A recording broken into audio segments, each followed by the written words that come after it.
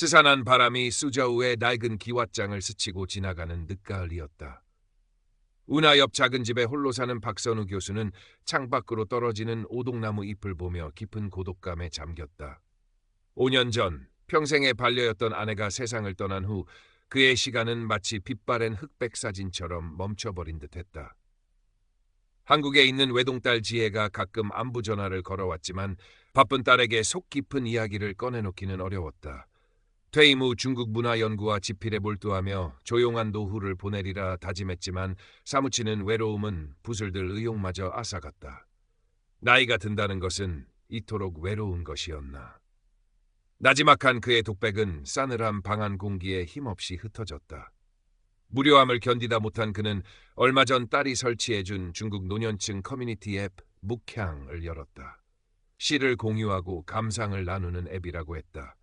평생 학문만 알고 지낸 그에게는 낯선 세계였지만 혹시나 하는 마음에 자신의 서툰 자작시 한 편을 올렸다. 제목은 가을밤의 상념. 낙엽 지는 소리에도 마음이 스며드는 밤, 텅 빈 찻잔의 옛사람 그림자 어리네. 며칠 후 알림음과 함께 메시지 하나가 도착했다. 발신인은 소피아라는 닉네임의 사용자였다. 선생님의 시에서 깊은 슬픔과 아름다움을 느꼈습니다. 혹시 괜찮으시다면 선생님의 시에 대해 더 이야기 나누고 싶습니다. 뜻밖의 메시지였다. 누군가 자신의 마음에 귀 기울여 준다는 사실만으로도 박선우의 가슴 한구석이 따스해지는 듯했다. 그는 조심스럽게 답장을 보냈다. 그것이 모든 일의 시작이었다. 박선우와 소피아, 즉 리칭은 매일같이 묵향 앱과 위신을 통해 대화를 나누었다. 리칭은 자신을 베이징에서 활동하는 40대 초반의 미술품 딜러라고 소개했다. 남편과 사별한 아픔을 간직하고 있으며 예술을 통해 슬픔을 달래고 있다고 했다. 박선우가 좋아하는 고전 시가나 문학 작품에 대해 해박한 지식을 뽐냈고 그의 말 한마디 한마디에 깊이 공감하는 듯한 모습을 보였다. 박선우는 마치 젊은 시절 아내와 밤새도록 문학과 인생을 논하던 때로 돌아간 듯한 착각에 빠졌다. 선생님은 제게 등대와 같은 분이세요. 선생님과 대화하면 거친 바다 위에서도 마음의 평화를 얻는답니다. 리칭의 달콤한 말들은 메마른 박선우의 마음에 단비처럼 스며들었다. 그는 리칭과의 대화를 하루 중 가장 기다리는 시간이 되었다. 삶에 다시금 생기가 돌기 시작했다. 아침에 눈을 뜨면 가장 먼저 그녀의 메시지를 확인했고 밤에는 그녀에게 보낼 시구를 다듬느라 시간 가는 줄 몰랐다. 서로의 일상 사진을 교환하기도 했다.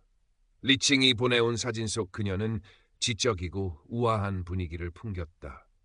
배경은 고풍스러운 서재나 미술관이었다.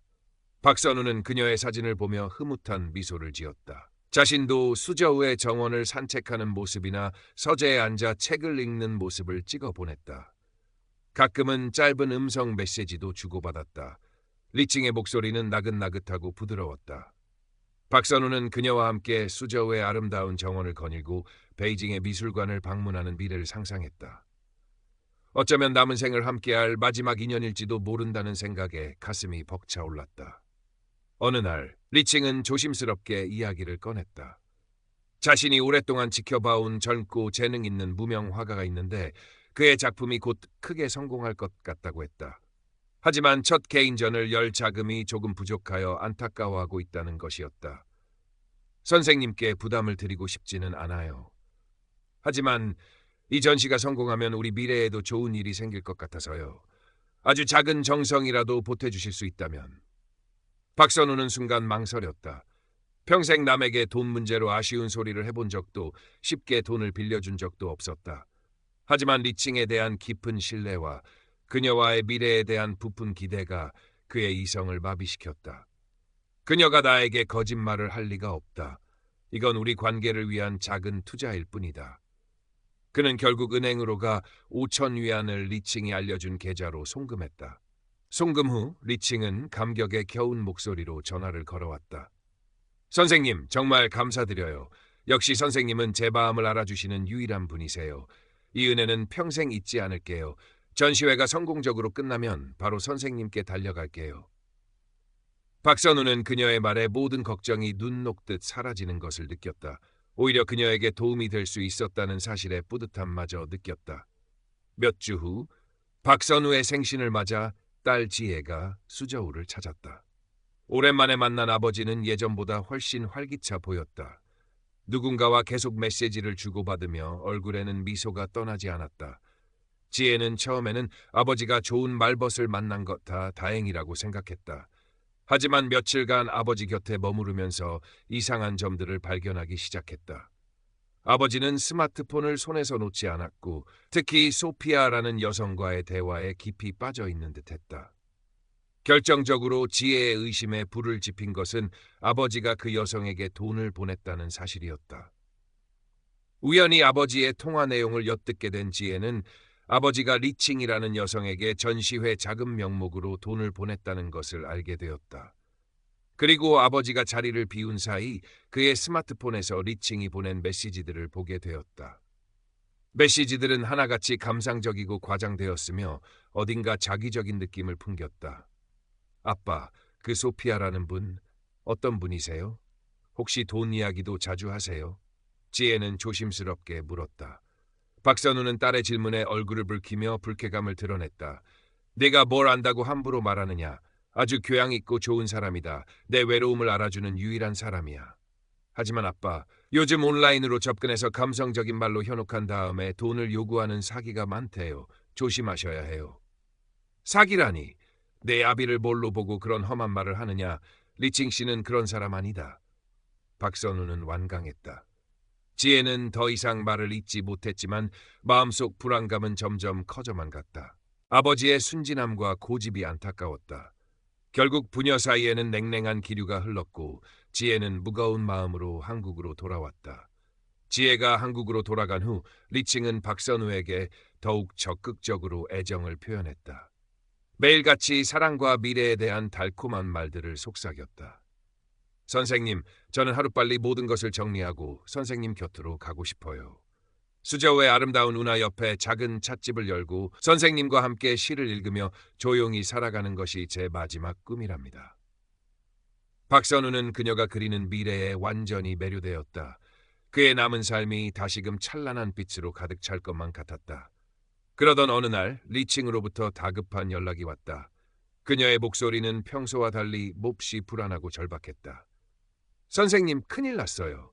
제가 홍콩에서 아주 중요한 미술품 경매에 참여했는데 예상치 못한 문제로 계약금이 급하게 필요하게 되었어요. 금액이 좀 커요.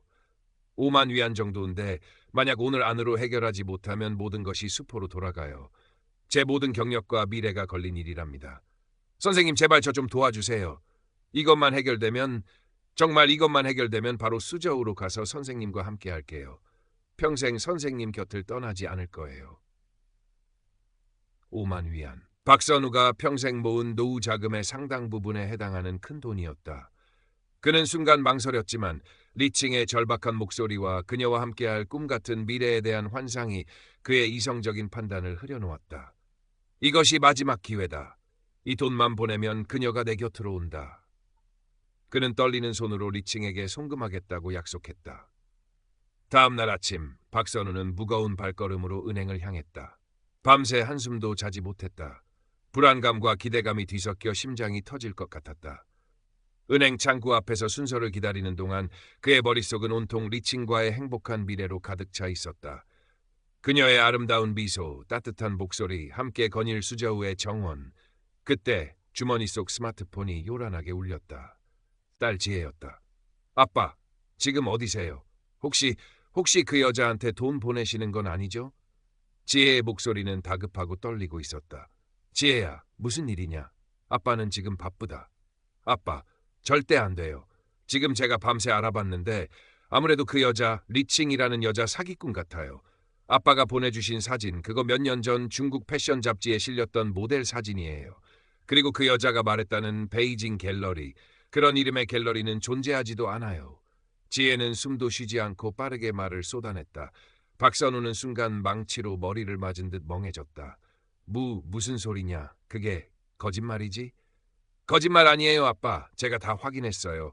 지금 증거 자료 보내드릴게요. 제발 돈 보내지 마세요. 잠시 후 박선우의 스마트폰으로 지혜가 보낸 자료들이 도착했다. 리칭의 프로필 사진과 똑같은 얼굴의 모델이 실린 낡은 잡지 표지 사진, 존재하지 않는 갤러리에 대한 검색 결과 화면. 박선우는 떨리는 손으로 화면을 넘겨보았다. 눈앞이 캄캄해지는 것 같았다. 그래도 그는 쉽게 현실을 받아들일 수 없었다. 그토록 다정했던 리칭이, 그토록 아름다운 시를 속삭였던 그녀가 사기꾼일 리가 없었다. 아빠, 마지막으로 그 여자한테 영상 통화 한번 해보세요. 진짜 얼굴을 보여달라고 하세요. 분명히 피할 거예요. 지혜의 말에 박선우는 마지막 희망을 걸고 리칭에게 위챗 영상 통화를 걸었다. 신호음이 몇 번 울리다가 연결이 되었다. 하지만 화면에는 리칭의 얼굴 대신 검은 화면만 나타났다. 선생님, 갑자기 왜 영상 통화를? 저 지금 좀 곤란한데.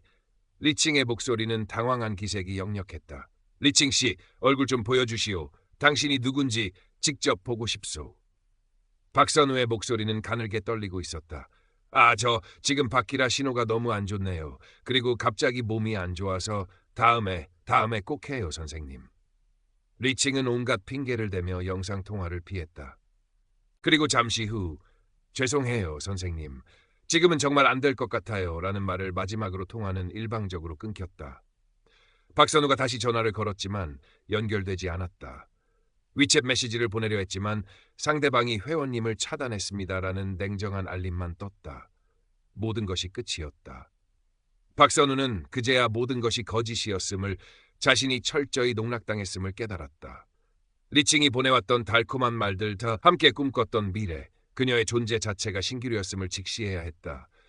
엄청난 충격과 배신감, 허탈감, 그리고 스스로에 대한 참을 수 없는 자괴감이 온몸을 덮쳐왔다. 그는 은행 바닥에 주저앉아 버렸다. 주변 사람들의 시선도 느껴지지 않았다. 텅 빈 눈에서 뜨거운 눈물이 쉴 새 없이 흘러내렸다.